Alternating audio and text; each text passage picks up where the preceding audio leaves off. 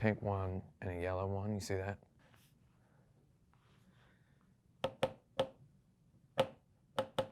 Hello, and welcome back to video games. I'm Tim Rogers. You are watching Kotaku.com Game of the Year Edition. It's that time of the year again, the end of it. I suppose right about now you're expecting me to make a video chronicling my favorite games of 2019. No! I'm not gonna do that. I played both Kingdom Hearts 3 and Death Stranding in 2019. I am done falling for stuff. So instead, what I have done is, since it's 2019, I've selected 19 games. See if you can figure out why. My dad used to always tell me that second place was first loser, and that third place was second loser, and that fourth place was third loser, and that fifth place was fourth loser, all the way up to 19th place. I don't know why he stopped at 19. He stopped at 19 every goddamn time. He just liked to tell me that basically everybody's a loser. That's not true. My dad's great. I don't want to make a joke about my dad. My dad rules. We're going to leave the joke in and the apology for the joke, and we're going to leave in the explanation of leaving in the apology for the joke. You know what you signed up for when you clicked on this video. You signed up for the goddamn nonsense. A guy wearing sunglasses. You can actually see how bright the light is in the sunglasses. Can you see that? Can everybody see? You can just see it glinting. It's horrifying. Got a goddamn ticker tape parade in my eyeballs because of the floaters. Shout me out in the comments if you've got floaters. What was I talking about? The games of the decade? No. The games of the year? 2019, right?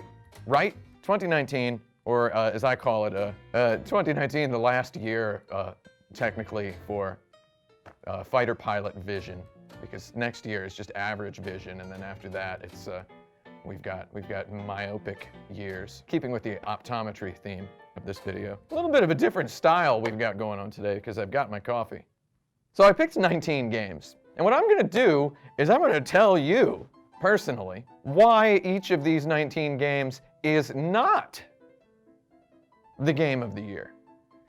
And I mean, they're 19, it's a ranked list, of course, so they're games that I like. Now I did this last year. I attempted to roast the games of the year, and I had a very good time with that. You know what? I usually don't watch my own videos after I finish making them because making a video feels like watching it 600 or 700 times, and you don't want to watch it once it's done because it's left. It's like, you flush the toilet on it. Though last night I put it on and I was watching it, and if you haven't watched that 2018 Goatee roast video, I don't know, I was in my kitchen making food for my little baby dog. Little friend, are you hungry? Would you like to eat? There was this segment in there about Vermintide 2. Vermintide 2 is so good. There was a segment there about Vermintide 2 about how I stepped on a rat, and it was like, like gently I trod upon the rodent. I trod not, what was it? During my initial stream, I told the story of how I'd stepped on a rat while descending the stairs to the R-Train platform at Union Square Station in Manhattan just 2 days previous. I'd been wearing my Asics gel running shoes in an effort to enjoy taking longer walks after work in the evenings. The thinness of the shoe's soles allowed my right foot perfect palpation of the lily pad lightness of the critter's skin as it hovered over its ginger brittle bones. I trod not firmly upon the rodent. In fact, toes first, I ventured gentle steps onto the pest. The skin slipping and sliding along its spine communicated through the sole of my foot, communicated via a chill spark up to my medulla oblongata, communicated via my voice into a microphone on that stream sticks with me every time I either play or reckon this wonderful game today. For a moment, I tell you, a thin sheet of rubber alone separated me from the last living descendant of the bubonic plague. What I'm saying is, some things are cursed and they always will be. Gingerly I stepped upon the rodent. I trod not, I don't know, it was great.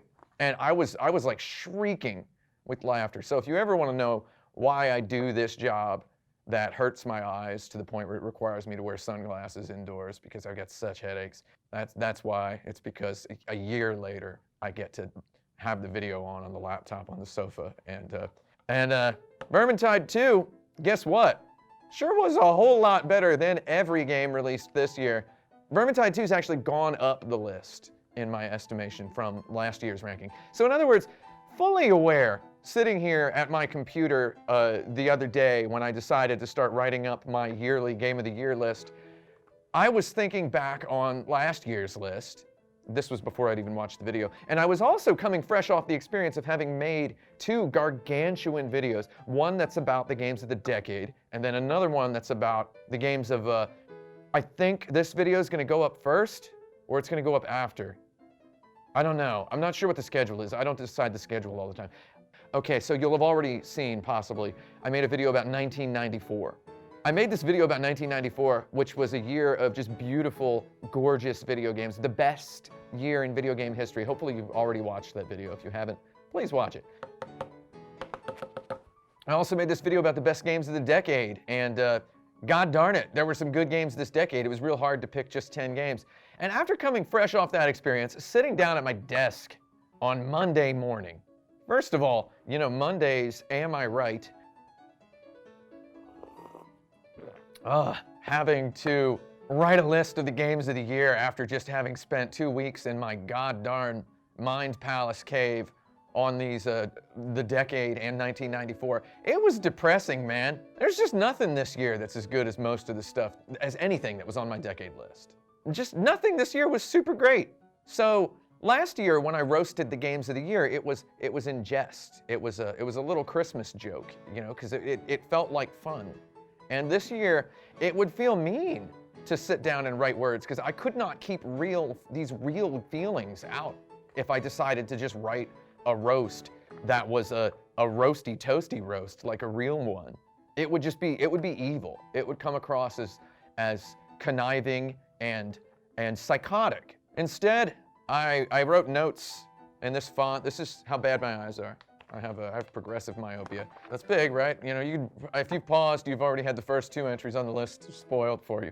Sorry about that. I'm gonna just read these, and I'm gonna use the pen. It's gonna be nonsense. I'm not gonna be actually doing anything with the pen. I'm gonna be like, okay, so, gotten through the intro, I've done this.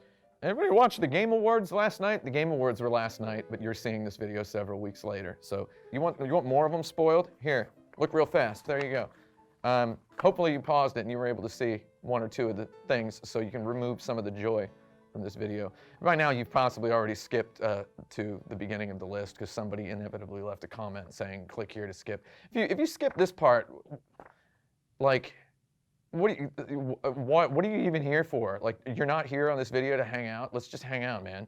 All right, so number 19, Disco Elysium. Now, the reason Disco Elysium is number 19, and I saw it win a Game Award last night, and I had played a little bit of it, and I really, really liked it a lot. I liked it so much, what I played, and my job requires a lot of staring at stuff for a very, very, very long time. If you've ever used Adobe Premiere, you know that the colors they have in the interface and the fonts they've chosen are very difficult on the eyes, hence these sunglasses that I'm wearing. When it came time to play Disco Elysium, a game that had been on my radar for a long time because Kotaku.com occasional contributor, Doc Burford, he was screaming about this game all year. Now, Doc Burford, he's got better eyesight than I do probably, because when I tried to play this game, it was really hard to read the text because the text is sort of gray with sort of a dark background, and there's voice acting, and the game is intensely great. And I have not played all of it, and that's why it's number 19. It's number 19 because because it makes me feel bad that I have not played it, because I had to like bow out of my first play session of it after about 3 hours because my eyes were like burning. They were just burning out of my skull. It was really hard. And I mean, you see again how big my font is when I type a document. Like, I mean, it was really hurting my head. Beautiful game though, and I will revisit it. I hope they add a higher contrast option for the UI, because me no see so good anymore. And actually, speaking of that, these are distance prescriptions, so I'm going to change these to. I brought my reading glasses. I literally have reading glasses. So, oh, that's much better. And also, I also want to make sure I put Disco Elysium on my list this year, because last year I did not play the game called The Friends of Ringo Ishikawa. And Ringo Ishikawa was one of the best games I played this year. And it actually came out in 2018. So I didn't play it until 2019. And I wish I'd played it on PC in 2018 because then I would be a tastemaker. Instead, my license has been revoked. Now let's move on to number 18. We've got Kingdom Hearts 3. Now I'm putting Kingdom Hearts 3 on this list. To tell you the truth, I'm only putting it on this list because I played all of it. And I played it really fast, and I played it really hard. And I played it ultra joylessly on a January week. It's one of the few times that I worked from home here at Kotaku.com. I sat at home on my sofa in the cold because the radiator wasn't working because my landlord is a scumbag. The radiator, my God. Every time I come in front of this camera, I talk about my landlord being a scumbag, and it's like, he really is. I played the heck out of that game, and I appreciate its technical battle system. I appreciate its utter nonsense. I appreciated the conversation I perceived on the internet wherein people were saying, oh, the dialogue is so bad, the voice acting is so bad, what did they do? And it's like, how old were you when Kingdom Hearts 2 came out? Probably a lot younger because the game came out a very long time ago. Maybe, you know, the games have always been like that. And you know what? I have always loved stilted dialogue in media. The works of David Lynch, David Mamet.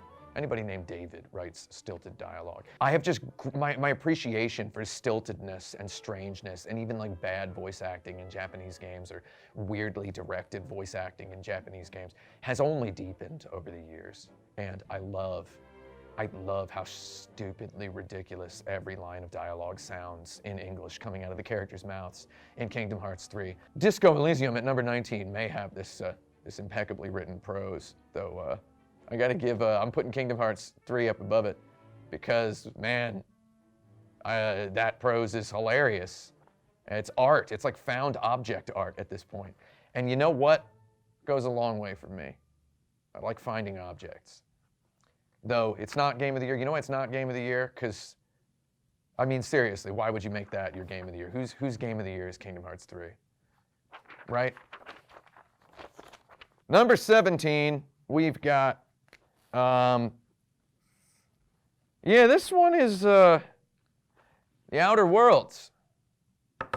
Now, I liked The Outer Worlds. I didn't play all of it. Again, can't expect me to play all of a video game. And you know what? I'm 40 goddamn years old. I've played literally thousands of video games all the way through. I can tell within 5 hours if a game is good. I can. Some people can't, okay? However, at one point in my life, I had the highest IQ of anyone who had ever lived in Kansas, okay? Just give me the right to declare a video game good after only 5 hours, okay? I actually know within about 30 seconds, so we can get into that later. What did I like about Outer Worlds? Well, I really, really, really liked the technical art direction, the graphics. The colors were fantastic. I liked the aesthetic. I liked the fact that it felt like it was the 1950s or the 1960s in space. I just generally liked the look, the feel, the vibe, the whole thing that the game was going for. I just liked it all. I did not like that it was only 30 frames per second on the Xbox One X, which is ridiculous. There's like a trailer, an official trailer on the Xbox channel that is at 60 FPS. Why? Is that for the play it on PC version of the game? I don't know. I mean, yeah, it's a new Fallout game. It's a real new Fallout game. It's a new actual Fallout game, except it's not called Fallout and it's not about a nuclear apocalypse. The very first mission in the game, they ask you to you argue in favor of keeping the power on or the water on or whatever for some workers in a factory, and then there's a rich guy who wants to just let them eat cake, and then there's and then you can choose to side with him or decide with the other people. It just kind of, I saw a lot of tweets and I saw a lot of blog posts about, oh, the choice is very interesting. It's like, yeah, sure, though I can't help feeling just mentally manipulated every time there's a sort of choice like this in a video game. On my way from the beginning of the game to that town where I faced that supposed moral question, I like shot and killed like 90 or so dudes. And then the story justification is, oh, they're just psychos. They're just basically wild dogs out there. You gotta, they're subhuman weirdos. It's like, why can't I philosophically romance them and turn them over to my side of rational thinking? And it's like, no, you can't. You gotta kill those guys. Let's talk about the conflict between these two groups in this town afterward. And it's like, oh, that's just kind of weird. I mean, by the time you get to the first town, we've just outed the main character as a narc. The main character's a narc. You play as a narc, a space narc. And it's like, I'm not a goddarn narc, you know? I'm no narc. Number 16 is that goddarn Goose Game.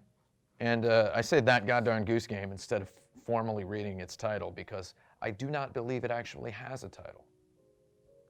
I don't think they went so far as to give their meticulously crafted, rustic, simple, luxurious, elegant video game a title. I don't think they even bothered. This Goose Game, I don't know if you've heard about this, is a whimsical cartoon video game about respectlessly bullying innocent civilians.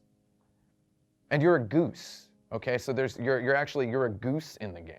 You're a goose, and for some reason this goose is fixated on pranking, punking, chumping, and like dunking on people, pulling off little tiny ruberies and obnoxiously annoying the civilians in some little, is it an English town? Is it an Australian town? It's one of those towns on a place that's an island. Australia's not an island. It's like, it just keeps stepping up the violence. There's a part where you have to steal a kid's glasses, and it's like, that's just mean. It's like Hitman, except instead of killing somebody, you steal their glasses. So the whole time I was playing this game, I just kept expecting it to escalate up to the point where I was expected to fatally poison someone. It was just kinda sour. And there's no explanation whatsoever for the goose's behavior. No explanation, no excuse. They try to explain it, they try to excuse it, they don't. Really all they're doing is expecting my ecstasy at this goose respectlessly punking and chumping and dunking upon innocent civilians. I don't like it. I mean, I do like it. There were so many tweets that I was seeing that were something to the tune of, oh, the reason this Goose Game works so well is... Everybody knows that gooses are jerks. It's like, I don't know, I've never really known gooses that were jerks. Not everybody knows that, maybe. It depends on where you live. I sure wrote a lot of notes here about the Goose Game. Crikey. Oh yeah, so here's the final point. The reason it's not Game of the Year is because I don't want to encourage it too much, because otherwise we'll have like 8 million more animal games next year. I just recently did a search on the App Store for Flappy Bird. Flappy Bird has been delisted, and there's still about 600 or 700 Flappy Bird clones. Not even clones, we're gonna see like some high profile animal pranking video games. That Darn Squirrel, that's gonna be a game. Somebody's gonna make a game called That Darn Squirrel. I mean, and then eventually we're gonna progress into like R-rated profanity titles about animals as innocent usually as badgers or wombats. And then eventually we'll start appending the names of a personal relative to the beginning of a gerundial form of the most vile of hard R 4-letter words.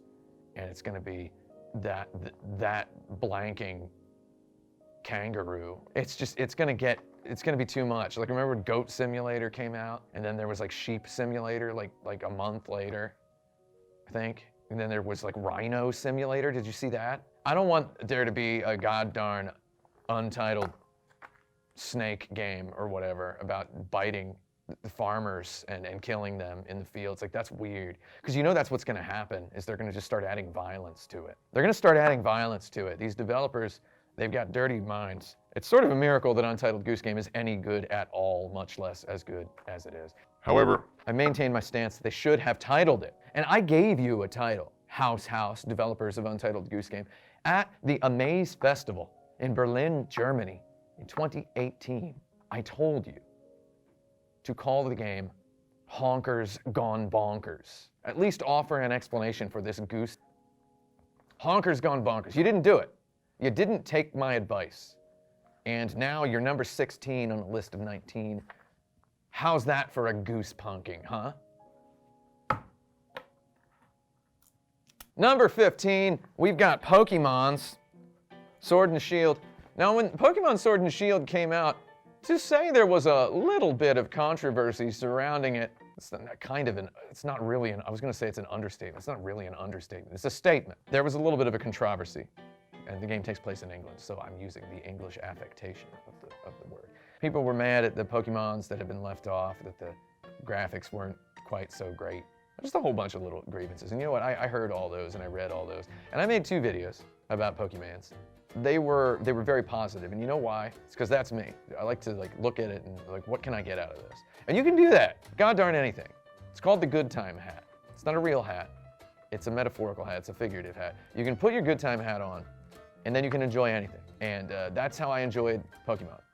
Enough to make 2 gregariously detailed videos about it. However, after making those videos in which I gushed positively and reflected in game designerly admiration for all the little magic tricks and philosophical subterfuges that the Pokemon series has pulled off over the years, I tried to play the game a little bit more on the bus once my job was done and the case was closed.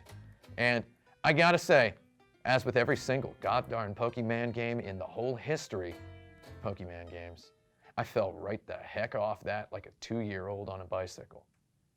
That's how old I was when my dad first tried to teach me how to ride a bicycle. 2 years old. And also the goddarn frame rate, not good enough. Why couldn't that be 60 FPS? We waiting for that Switch Pro? Is that what we're doing? Give me that Switch Pro, Ninfrendo. That's done. We're gonna X that one out. Number 14, Pathologic 2.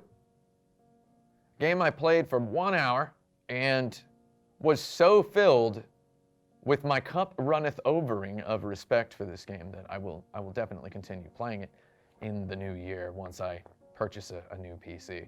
Just wanted to get it on this list because it's a bit of a critical zeitgeist right now. Sort of a sequel and sort of not a sequel.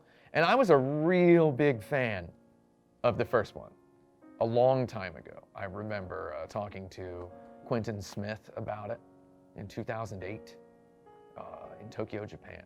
The day we went to see The Dark Knight, starring the late Heath Ledger as the Joker, for which he won the Academy Award for Best Supporting Actor. I remember talking about this game, Pathologic, and recently YouTuber H-Bomber Guy did a 2-hour-long review video about it, and I watched the whole thing, this review of the original Pathologic, and I was like, the whole time I was just like, Yeah, I'm a real big fan of this game. and then I booted up Pathologic 2. Because Daddy's got to get the games, and I played it a little bit, and I'd played it a little earlier in the year. I had this incredible realization. Me, real big fan of the first Pathologic, I'd never goddarn played it. I'd never played that game, and somehow I know all the stuff about it, and I love it. How weird is that? Pathologic 2, I might actually play this game, I might not play this game. I might just wait for somebody to make a 2-hour-long video review of it, because now I watch those. First you start making them, then you start watching them. It's a slightly different path of logic for appreciating a game like Pathologic. And it just makes me feel weird, and that's why it's not Game of the Year. I can't have no game that makes me feel weird be Game of the Year. So I'm gonna X that one out in pencil and get this. Okay, there you go. That's the end of that. Number 13. Oh, the lucky number 13. I'm recording this on Friday the 13th, by the way, so if I get struck by lightning while reading this, that means that a lightning bolt punctured the 42nd floor of this building and then crashed down through a number of floors, more than 10 floors. I won't tell you what floor we're on because then you'd try to bring me cookies. How many floors are in this building? Do you know? How many? Over 42? The roof is much higher up than we expected, everyone. So that's Friday the 13th. Number 13 is Astral Chain. I loved Astral Chain. I played all the way through it on my Nintendo Switch. It's just a big, lush, dense action RPG game. It's pretty much an RPG. I just said RPG game, ATM machine, pin number, whatever. It's a big, lush, dense RPG. I just had a good time with it. I'm calling it an RPG. I know it is primarily a character action game, the likes of which Platinum Games makes plenty of, though it felt more like, I played it more like an RPG. I'm gonna say a couple of things that are the snippiest nitpicks I can manage about it, which is, number one, I played a lot of it portable because it has a lot of grindy parts, which is nice. It's nice to build in a little bit of grinding. Bake a couple grindy cookies into your video game oven when you're making a game for the Nintendo Switch so that people have some lighter, less engaging, less narratively exciting, less bombastic thing to do on a bus or train. I did a lot of the grindy stuff on the train, and I gotta say, it is miserable to play a Platinum Games developed action game on the Nintendo Switch handheld with Joy-Cons. And I first experienced this with Bayonetta last year. I thought, I played Bayonetta mostly at home because it felt weird to play it portable. And then playing Astral Chain's like technical action parts portable was a little weird. I needed my Pro controller. And it just felt like a different game. There was like a learning curve readjustment every time I popped back from the Joy-Cons to Pro controller. And then number two, it's got a little bit too much nonsense. There's a little bit too much anime in there. You'd think, you know, god darn, I'm 40 years old, right? 1994, 1993, I'm waking up at 6 a.m. on a Saturday to record Dragon Ball. You all can just watch it on your phones, you know? I'm taping Dragon Ball, and then my mom tapes over it with like half of an episode of Oprah. And it's like, it doesn't make any sense. Like, she didn't even want to watch it. She just put a tape in there just to tape something. You'd think that it would be impossible for me to get too much anime, though I feel like sometimes there's a little bit too much. And I really like the style of anime in Astral Chain. It's this, it's like this really good hard-edged 90s kind of anime cops look. And that's just, it's really eclectic, and I enjoyed it. However, a little bit too much nonsense. Final nitpick, the menus are so good, it reminds me of Persona. Why don't we have any goddamn Persona games on the Nintendo Switch? I would like Persona 1, Persona 2, Persona 3, Persona 4, and 5. I would like those on my Nintendo Switch. And I would also like to hear something about Shin Megami Tensei 5, which we're supposed to have heard something about by now. So give me that. So Astral Chain is not the game of the year. Number 12, Jedi Fallen Order. When I typed the title here, I didn't type the full title, which is Star Wars, Jedi Fallen Order. Or is it? Is it Star Wars, Jedi, Fallen Order? Or is it just Star Wars Jedi, Fallen Order? Either way, right off the bat, Star Wars Jedi Fallen Order reminds me of the old PC games. It reminds me of a goddarn big box, cloth map, big old ugly, crinkly box, yard sale style PC game.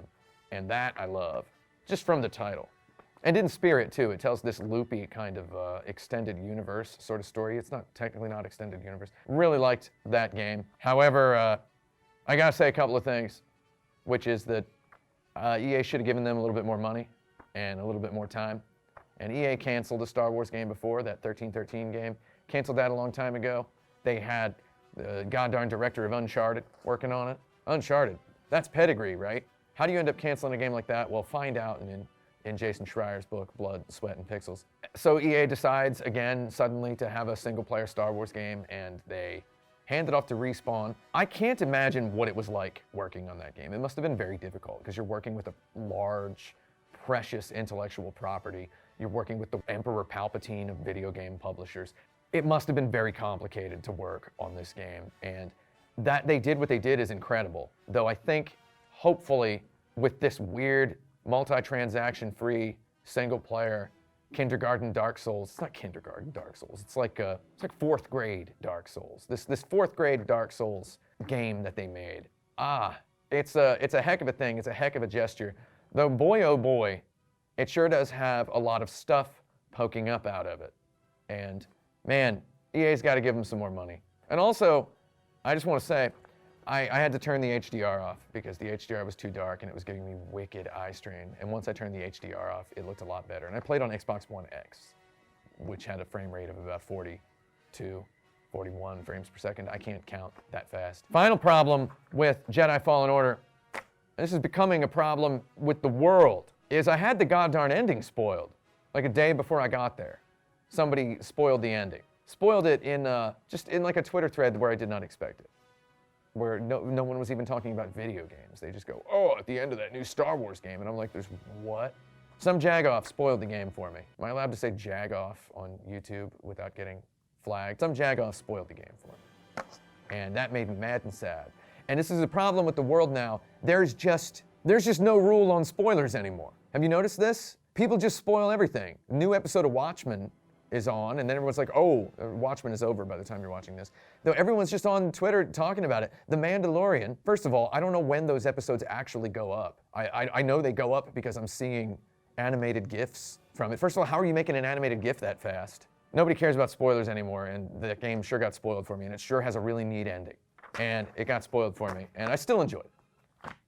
Much like I enjoyed the character at the end of the first episode of The Mandalorian, which if you haven't watched it yet and you don't know what character I'm talking about, congratulations, you don't own a smartphone, and you're not even watching this video right now. Number 11, I put this at number 11. I put it at number 11 because it's apropos. See if you can recognize the pattern. Dragon Quest XI S, Echoes of an Elusive Age Definitive Edition for the Nintendo Switch. Why did I put it at number 11? Because that's one slot below the top 10. And the reason I did that is I played this game in 2017. And then I played it 3 times in 2017, and I played it twice in 2018, and I played it again in 2019. I'm gonna have to hold off on playing that game again. It has a couple of differences over the PS4 and Steam one. They added some stuff. They didn't take away too much. They took away a lot of the graphics. I can't say that it's the game of the year, and I know I'm getting a lot of tweets. People are telling me, make it the game of the year. It's like, I can't. It can't be my game of the year, I'm sorry. I love it though, and it's one of the best games ever made. And if you've watched my games of the decade list, you know that it's not one of my games of the decade either, even though it's one of my favorite games of all time. And that's because Dragon Quest, worry not if Dragon Quest does not qualify as a game of the year, because it's a game of the all times. Every Dragon Quest game is precious. Just like every viewer on YouTube is precious.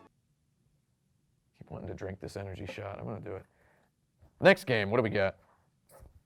Number 10, Fire Emblem. I'm putting Fire Emblem 3 houses up above Dragon Quest XI. Let me tell you why. Because it's brand new, and I had played it 0 times before I started playing it. And the music that they play on the name entry screen is wild. I kept expecting the Wicked Witch of the West to blow my house down. I turned that music up. I let that music play for like a half an hour. That's more than I played most video games that I played in 2019, just on the name selection screen. I think there's a Simpsons reference that references something like this. What's the problem with Fire Emblem 3 Houses? There's not a whole lot, for me. There's not a whole lot. I'm gonna have to role play to conjure a problem. Because for me, the fact that they make you choose one of those 3 houses, I chose Blue Lions, by the way. I don't know, people were constantly asking me what house I chose. Of course I chose Blue Lions, right? So what's the problem? I love the fact that I love the fact that it makes you make a big choice at the beginning of the game, and I just love Fire Emblem's devotion to the permadeath. I love the institution of all the dating game mechanics applied to social relationships. I love the whole thing. Very good, pristinely, minutely designed video game. It's a smorgasbordal multi-chess. Not just chess on the battlefield, it's chess in the cafeteria. It's wonderful. However, it looks like a goddarn PS2 game. And you know what?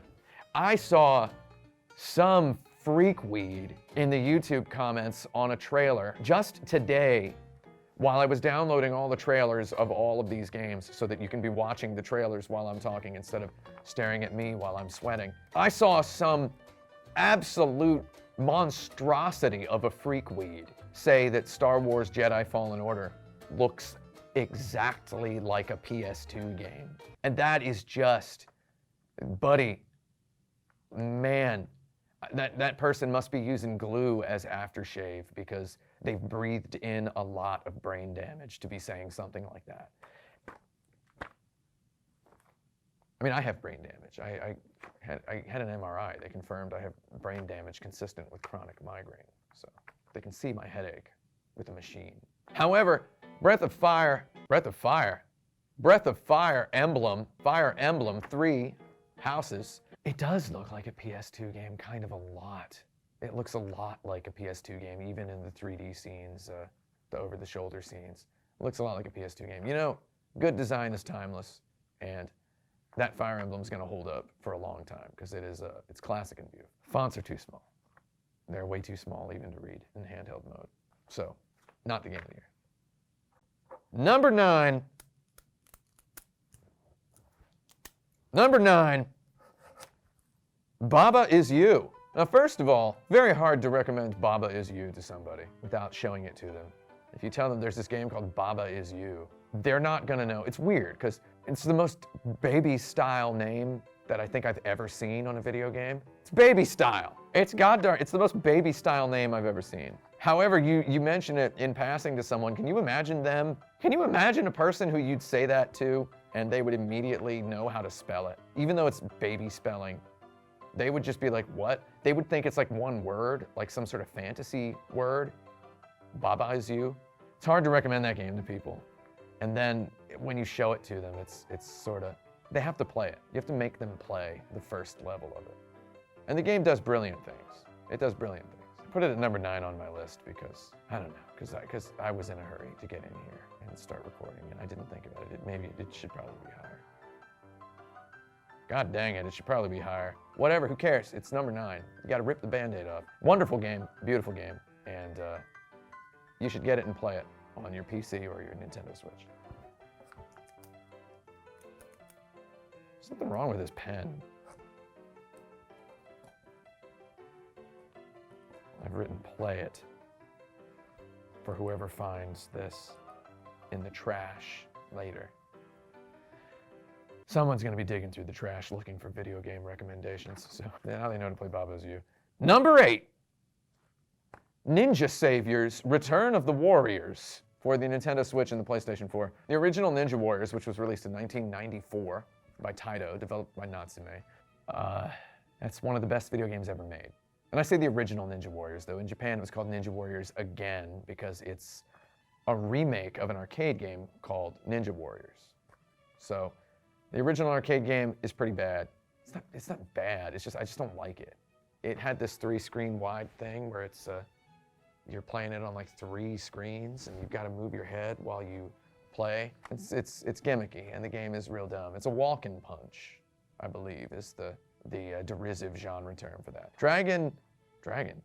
Ninja Warriors, again, for the Super Famicom, which was called Ninja Warriors in America. That game is pristine and beautiful, and it has a million neat little moves in it, and it's just a real good game. It does so much with one plane of movement.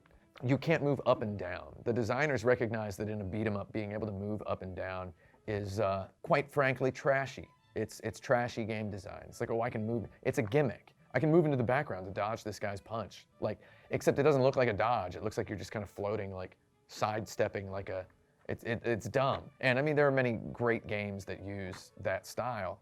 However, Ninja Warriors didn't. It lets you crouch. It lets you crouch to avoid attacks. It's all on one plane. They do so much with just a few buttons. My complaint for this is not really that much of a complaint, is they didn't send it to me. The publisher didn't send it to me, and I don't actually know who published it in the West.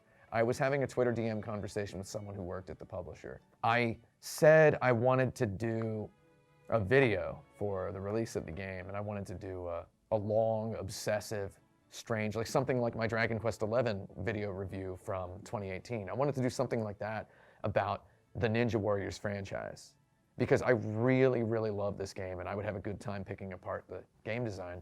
And I really love this remake. It's a loving remake of the game. It's not the exact same game as the Super Nintendo one. It's a remake. And I just love it so much. I love the colors.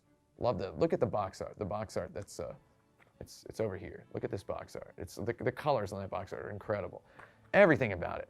It's just such a slick package. And I wanted to have the English release early so that I could have something to capture clean footage with, not of the Japanese version, which has Ninja Warriors on the title screen. I didn't want to confuse my viewers because I'm considerate. Though also, why did they change the name to Ninja Saviors? That is a fantastic name. Ninja Saviors is a fantastic name. Ninja Warriors sounds very, very pedestrian. Ninja Saviors actually is a really cool name. Though when they changed it, they kind of fractured people's memory and understanding of the game. So I feel like that's kind of a little bit of a negative. I wanted to make a huge video about it, and I didn't get to, because I can't enjoy playing a game without making a video about it anymore.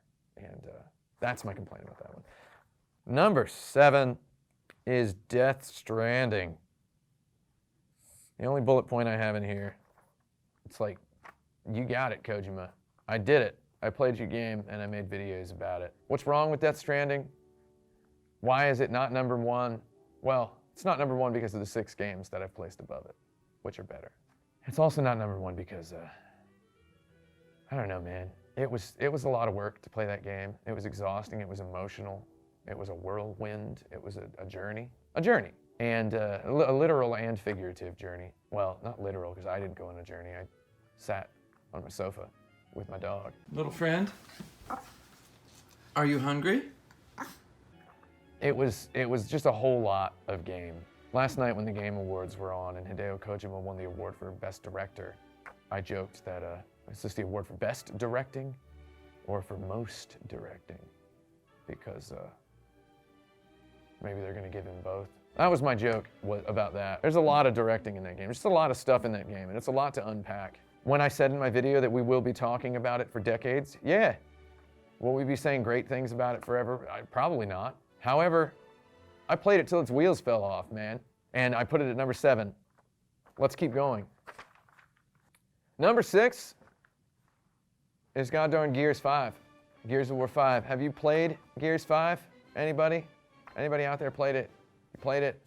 Anybody played it? Nobody's played it. It's phenomenally good. It has these beautiful, huge, open levels.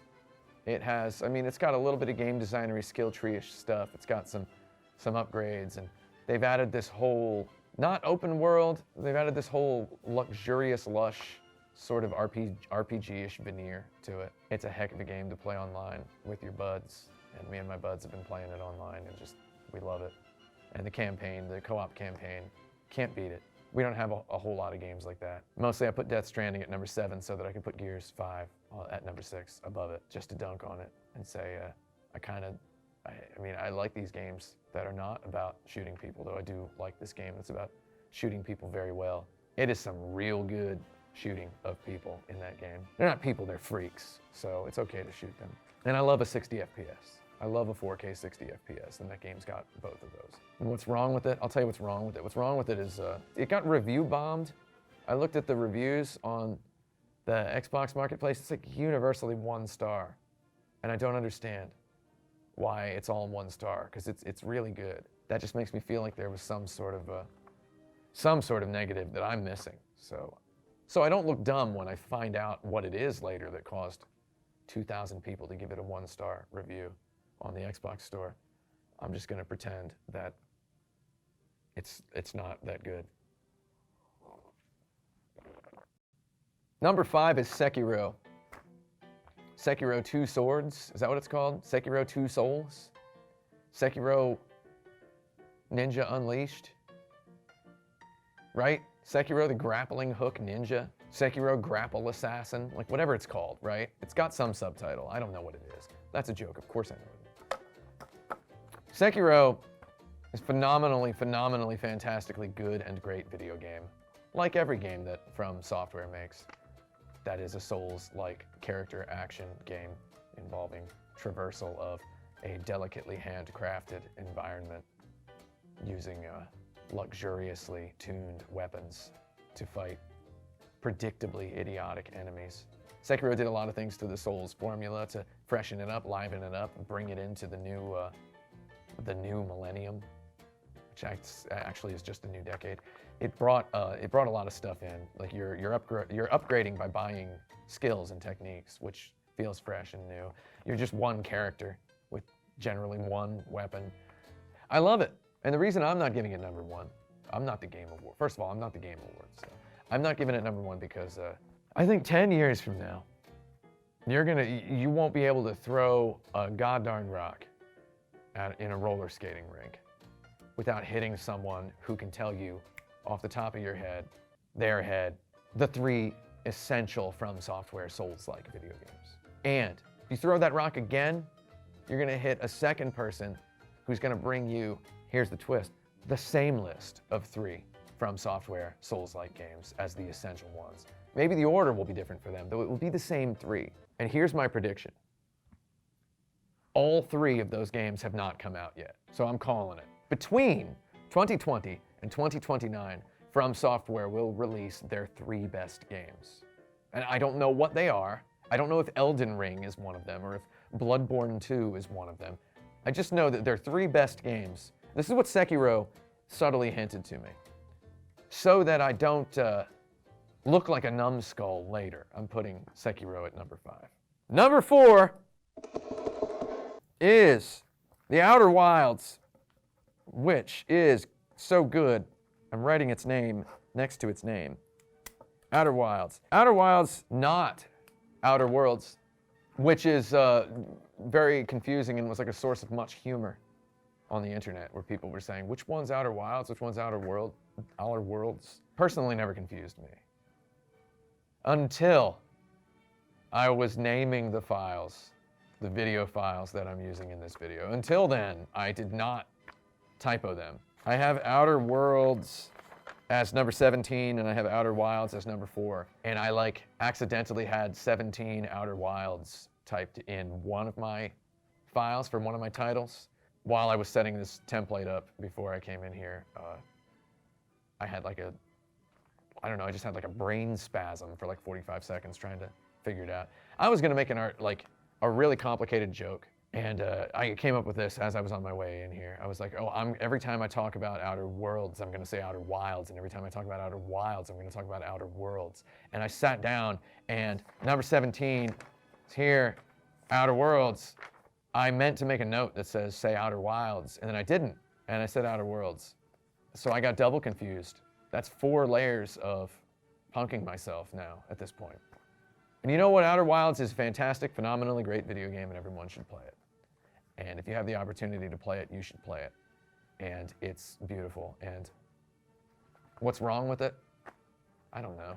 I'm trying to think of a reason it's not number 1.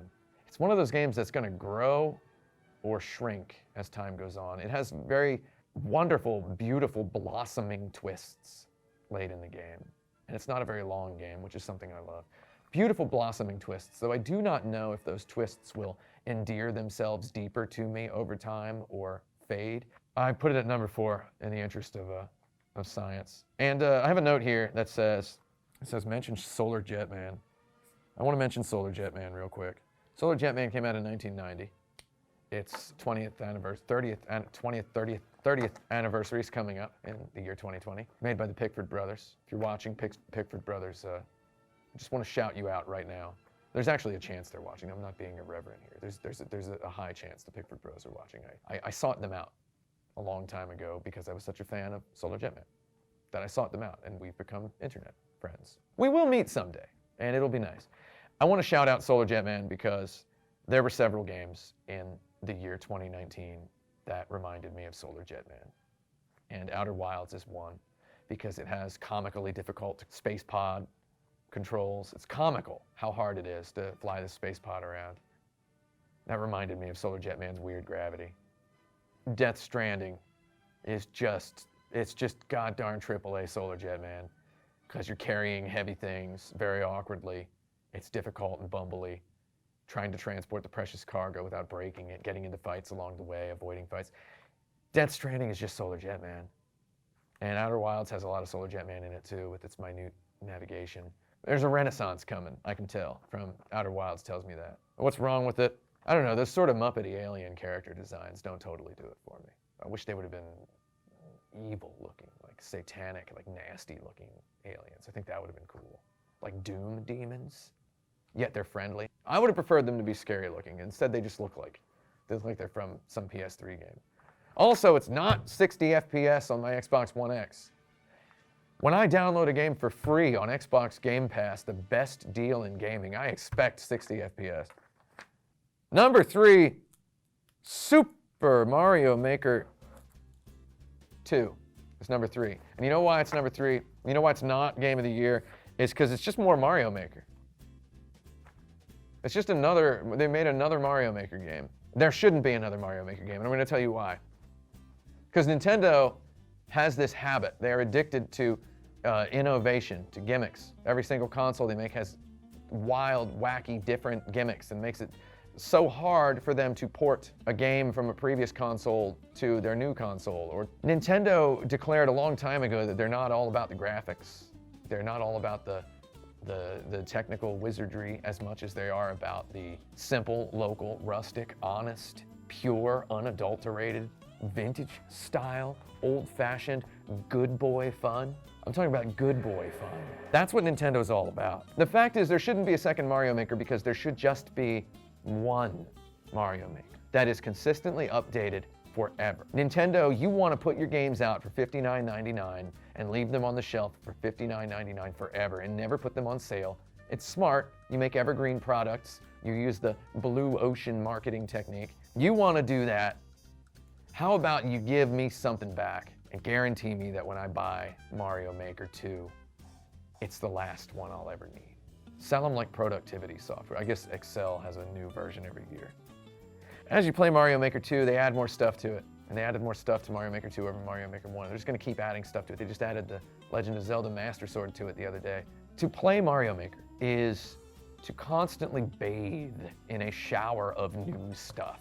The problem with the new stuff in Mario Maker is the more new stuff you give me, the more I want. In other words, Mario Maker makes me feel like a rich person must feel when they think about money. And quite frankly, I think all of us should be genuinely terrified whenever we accidentally empathize with a rich person. Number two, here we go. You're gonna love this. It's getting hot now, so what's number 2? It's possible you're just able to read it on the, is it visible? No, it's not, you can't read that. The light's too bright. Number 2 is Control. Control is a phenomenally great video game. It takes place in nominally an office building that has a whole lot more going on in it than your typical office building, even this one. This office building, our floor is a lot like a Doom level. It's very, very difficult to hold in your brain. And I'm not talking about a regular old Doom level. I'm talking like an American McGee Doom level, like one that doesn't make any sense and not in a great way. Control, it's a government building. And I actually played Control for the first time the night before going into the IRS federal building in New York, Manhattan, down on Houston Street. And while I'm in that building, I'm walking to the counter where I have to go wait in line to hand a person a piece of paper that they won't let me send in the mail for some reason. I just look, there's a guy like escorting me down. He's like, this way, sir, this way, sir. And there's like a velvet roped off, like massive office space with like 50 desks with phones on them. And it's just dark, the lights are all out. And I look, I'm like looking over, the guy's like, This way, please. he's like, don't stand there, don't look into our dark office. I'm like, wow. Control is profoundly, definitely onto something with its giant labyrinthine office that has billions of secrets inside. I loved Control. It is a great game, great weapons, great controls. It's too easy to make jokes about controllers with Control. You need a good controller if you're gonna play Control. Actually, you need to play it with a mouse and a keyboard. My problem with Control is, what's the deal with that frame rate? That's what it says here, it literally says that. Are they just begging for controller jokes? Calling the game Control and having there be a character with some psychic inclinations made me immediately think of the big twist in BioShock. And the big twist in BioShock made me mad because I guessed it before starting the game, and not only did I guess the twist, I never presumed that it was supposed to be a twist. And by the time the twist was revealed and I'd heard so many people talking about how there's a twist, that was the most incredible disappointment. I'm like, oh, I knew that. People think that's a twist. I'm not gonna spoil it for anybody. Though anything that makes me think about that, no. So Control made me think about that, and that just makes me sad. And you start me out sad, and it took a lot to win me back. It took a lot. It's getting very tenuous now. You know what else makes me sad? Is that Control is not the most common type of video game. Control is a Metroid Prime-like. And I called it a Metroid Prime-like on my stream, and some jagoff in the chat said, Oh, don't you mean a Metroidvania? and it's like, no, I don't mean a Metroidvania. A Metroidvania is a 2D side-scrolling game that's like one of the Castlevania games that imitated Metroid. I actually think Metroidvania is an okay word. Metroidvania is what we called Castlevania Symphony of the Night and Castlevania Aria of Sorrow and whatever. We called those Metroidvanias because they were Castlevanias with elements of Metroid. Metroid's not exactly like a Metroidvania. and most modern Metroidvanias are like Metroidvanias, less like Super Metroid than they are like the Castlevania games influenced by Super Metroid. So in other words, I'm calling nonsense on that Kotaku.com post by Joshua Rivera from earlier this year. Joshua Rivera, you just got blasted live in the Goblin Bunker. You just got bunker blasted. I'm sorry. I just bunker blasted a colleague. Though I do say Metroid likes myself. I've been saying that somewhat sanctimoniously since around 2003. Control is not a Metroidvania and it's not a Metroid-like. It is a Metroid Prime-like. And it took us a whole decade to have a Metroid Prime-like. We didn't even have the word Metroid Prime-like until I wrote it in a blog post. And then a commenter said, don't you mean Metroidvania? It's a Metroid Prime-like. And there are many, many stylistic hallmarks and differences. And that's Control. And god darn it, I love this game. And I really hope we have a whole lot more of these. This and Jedi Fallen Order, they're medium budget AAA games. Medium budget. I like that. Publishers, if you're watching, make more medium budget AAA games. Because these two had a whole lot of heart. And what Control had in heart, it lacked in frame rate. Send me the PC version next time. I can handle it. Trust me.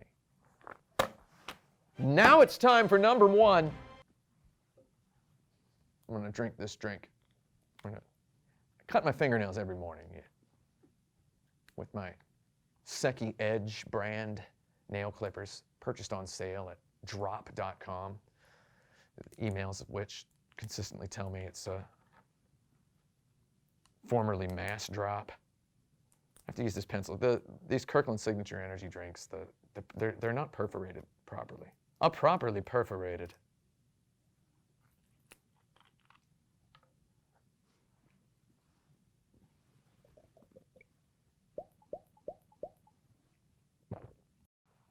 I'm gonna need this before we announce number one.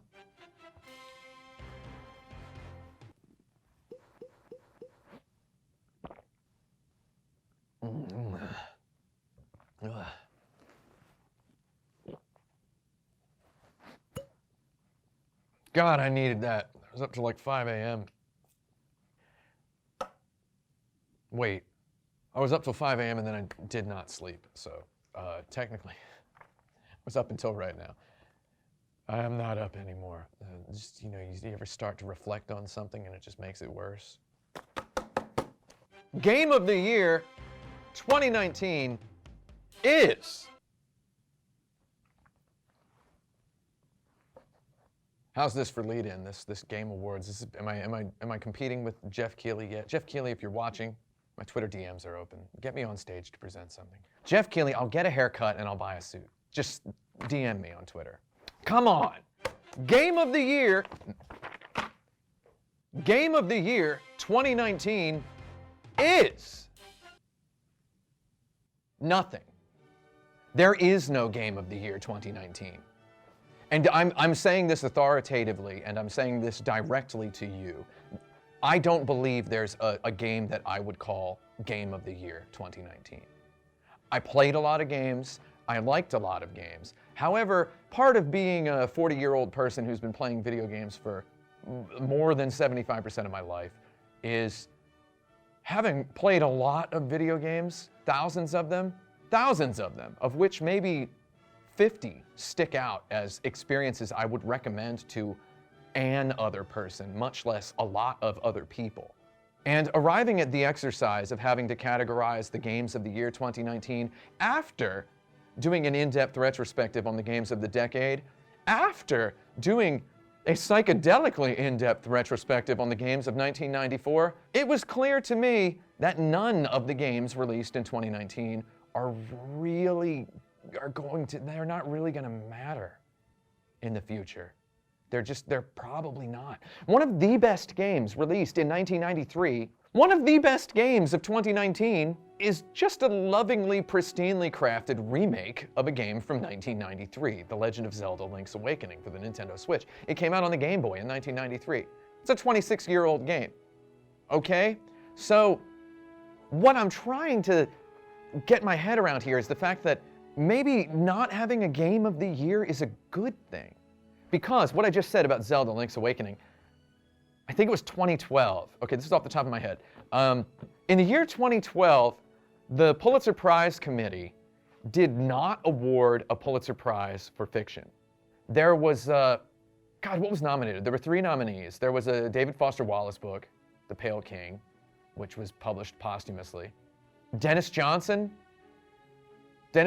Train Dreams was nominated. I read Train Dreams back in the early 2000s. So Train Dreams was published in the Paris Review in 2001 or 2002, and then it was republished as a novella, which got nominated for the Pulitzer Prize. And they didn't award a prize for fiction that year. And that's kind of what's going on here with Zelda Link's Awakening, which was released in '93 and then released again in 2019. And we can't, I mean, is that the best game that was released this year? Yeah, it was. Legend of Zelda Link's Awakening is a pristinely perfect video game that's just been repackaged lovingly and beautifully.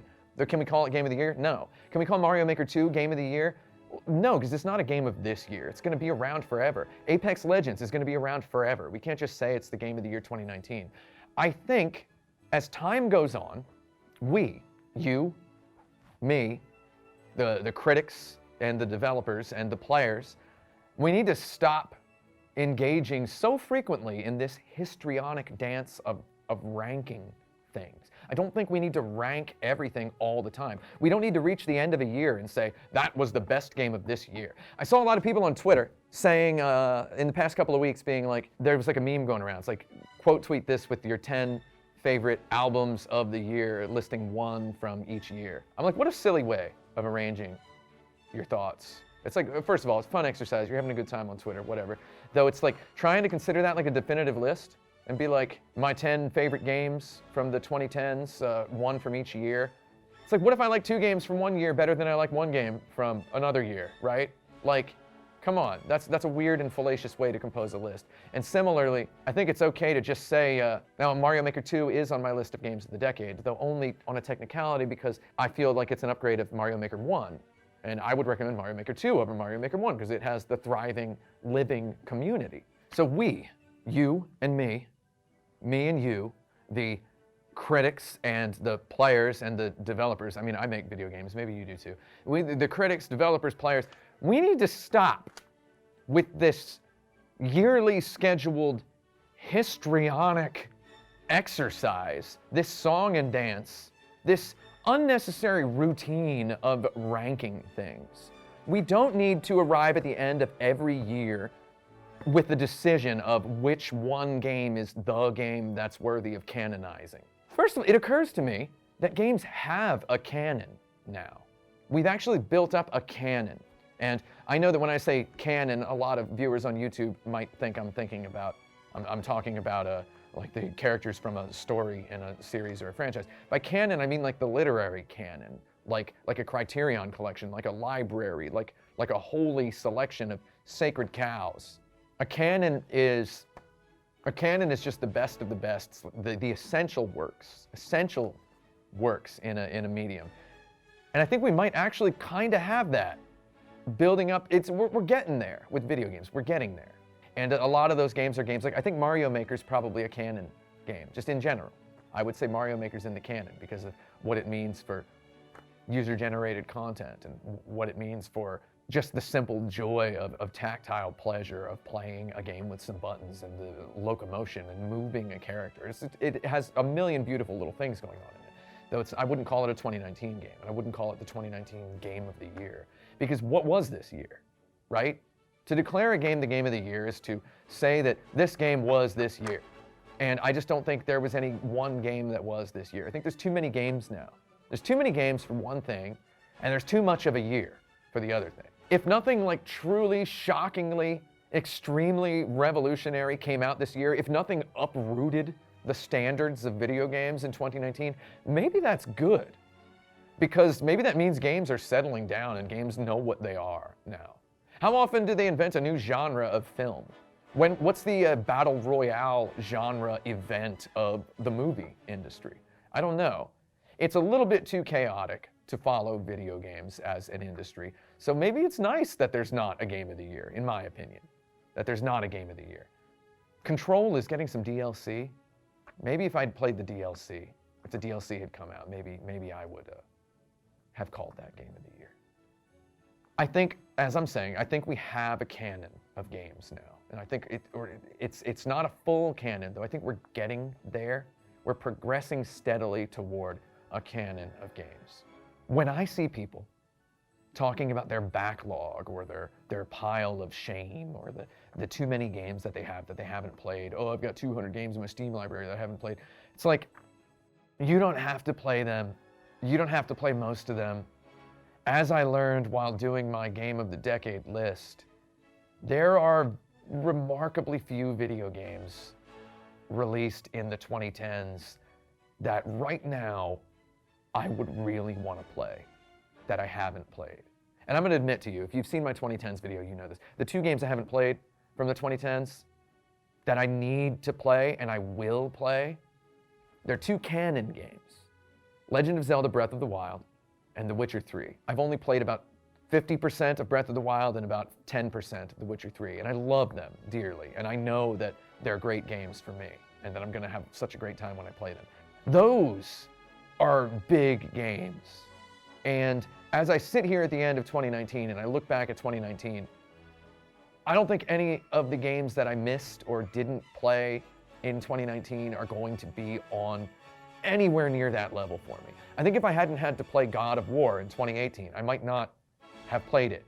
I might never play it if I hadn't played it. I might have never played it had I never had to play it. Does that make sense? Any English grammarians in the audience, let me know how I'm doing.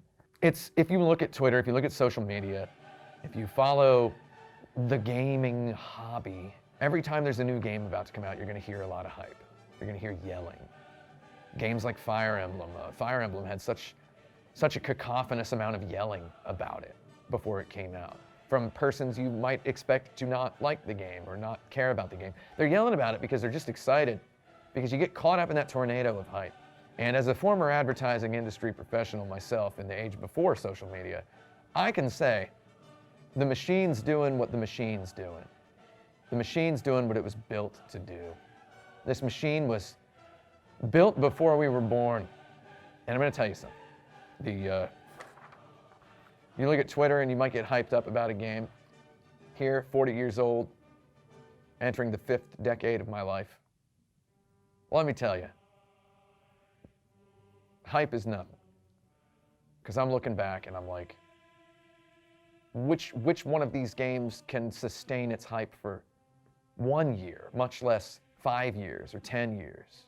Nothing from this year is going to last 10 years. Except Mario Maker 2. So you look at Twitter, you look at hype, you're just going to think, it's an echo chamber. You're just seeing an echo chamber. One hype becomes 4 hypes, becomes 16 hypes. And it's just, try to take the long view. Listen to me. Try to take the long view. Learn what you really, really care about. And look at that video game and go, is this a game I'm going to love?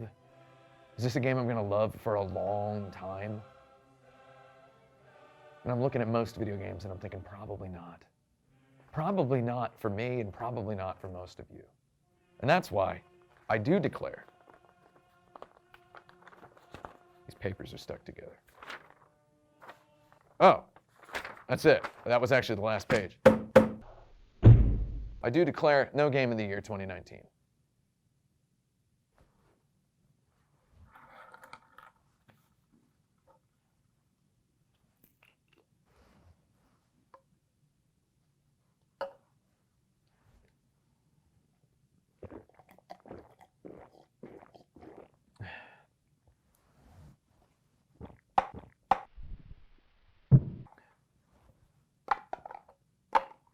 I was born stupid, however, I will not die hungry. Video games forever, Kotaku.com.